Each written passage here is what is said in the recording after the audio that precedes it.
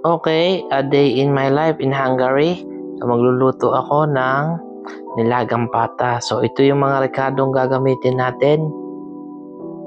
Yan.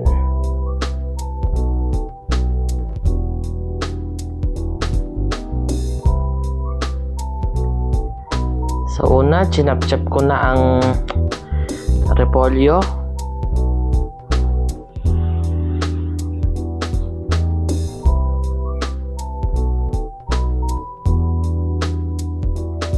At sinunod ko na nga ang patatas.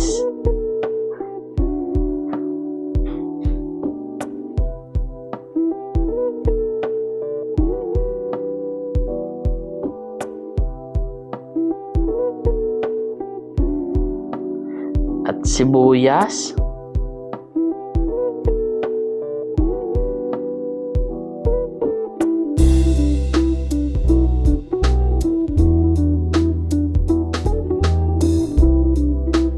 Ang pinakahuli, bawang.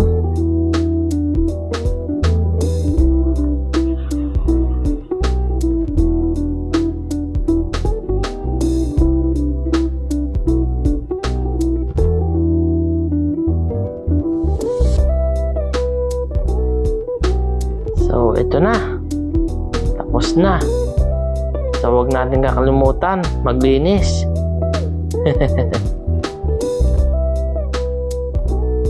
Ayan, tapos na maglinis ang pinagkalatan.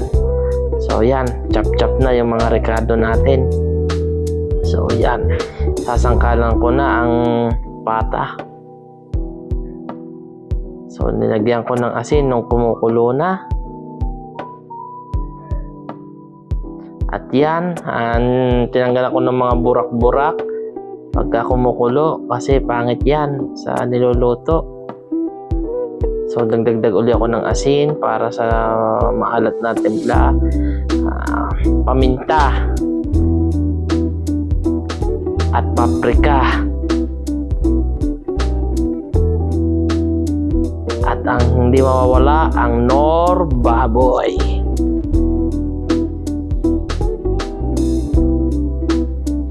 So isinangkalan na nga din natin ang sibuyas at bawang.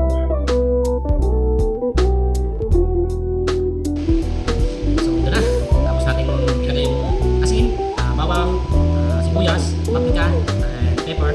Papakuluan lang natin siya ng matagal para lumambot ang baboy.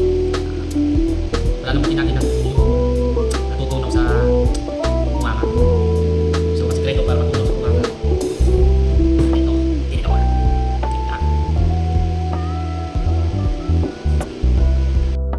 Okay, pag nakita niyo kumukulo na ang baboy, sige na kulay. So, ito ko lang baboy ng mga 1 hour and 20 minutes.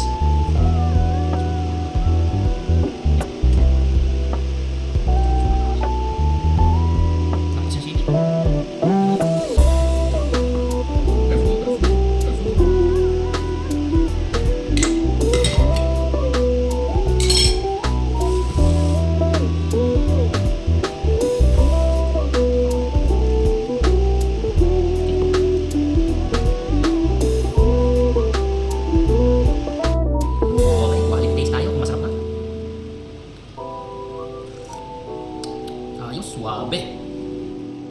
So ayan nga, tapos na magluto. So tsumibog na kami ni paring Armando. So hanggang dito na lang ang video. And humingi ako ng suporta sa inyo, sa mga nanonood. Paki-follow na ng aking account. And palike na din kung nagustuhan nyo ang aking video. Para susunod, marami pa tayong video. Salamat!